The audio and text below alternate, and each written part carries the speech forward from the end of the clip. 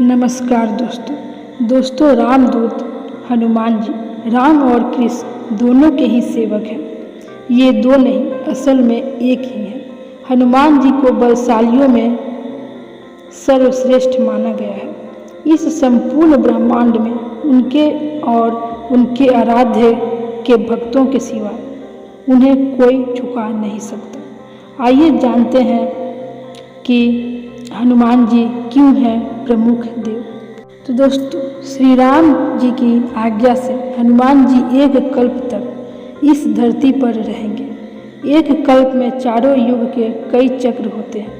हनुमान जी 4 कारणों से सभी देवताओं में श्रेष्ठ हैं। पहला कारण यह कि सभी देवताओं के पास अपनी अपनी शक्तियाँ हैं।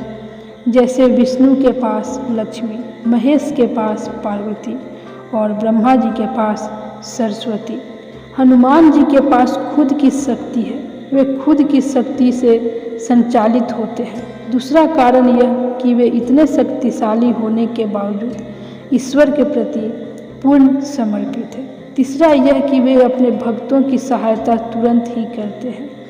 और चौथा यह कि वे आज भी सशरीर हैं। इस ब्रह्मांड में ईश्वर के बाद यदि कोई एक शक्ति है तो वह हनुमान जी है। महावीर बजरंगबली के समक्ष किसी भी प्रकार की मायावी शक्ति ठहर नहीं सकती। हर युग और हर समय में उन्होंने श्री राम, श्री कृष्ण या अपने भक्तों को दर्शन दिए हैं। भीम और अर्जुन ने द्वापर युग में हनुमान जी के दर्शन किए थे। वहीं कलयुग में तुलसीदास जी, समर्थ रामदास, भक्त माधव दास, नीम करोली बाबा, राघवेंद्र स्वामी आदि कई लोगों ने उनके साक्षात दर्शन किए हैं।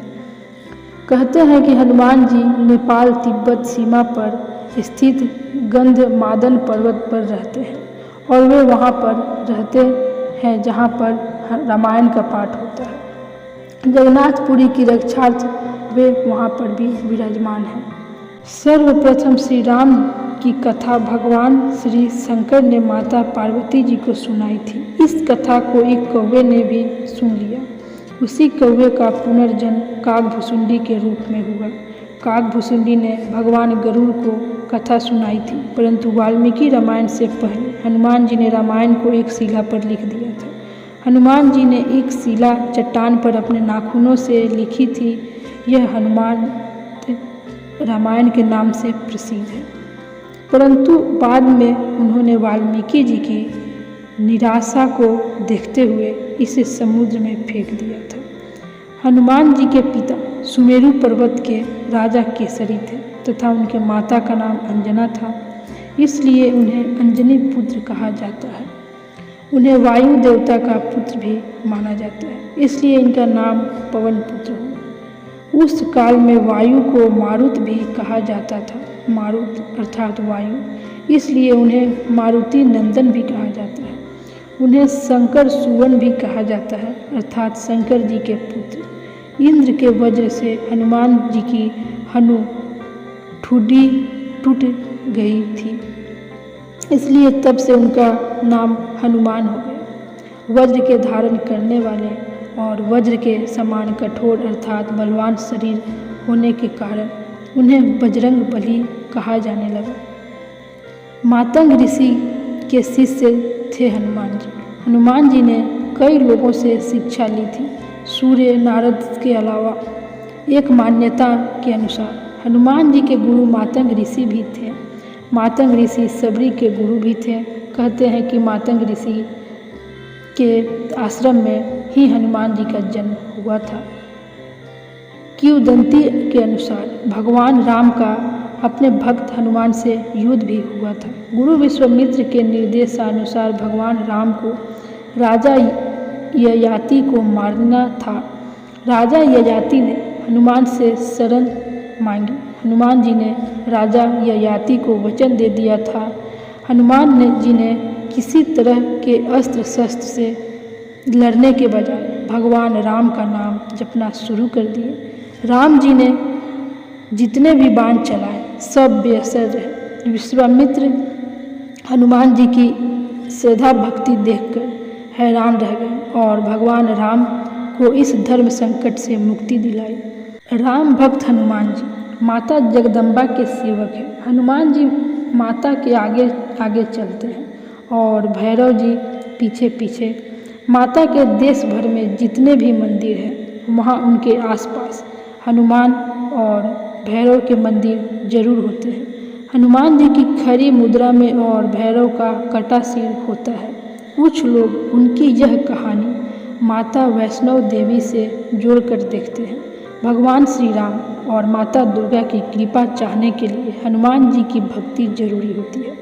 हनुमान जी की शरण में जाने से सभी सुख सुविधाएं प्राप्त होती है।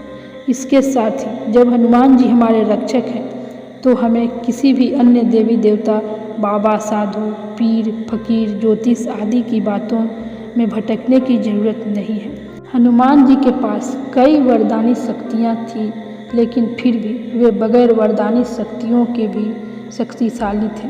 ब्रह्मदेव ने हनुमान जी को 3 वरदान दिए थे, जिनमें उन पर ब्रह्मास्त्र बेअसर होना भी शामिल था, जो अशोक वाटिका में काम आया था।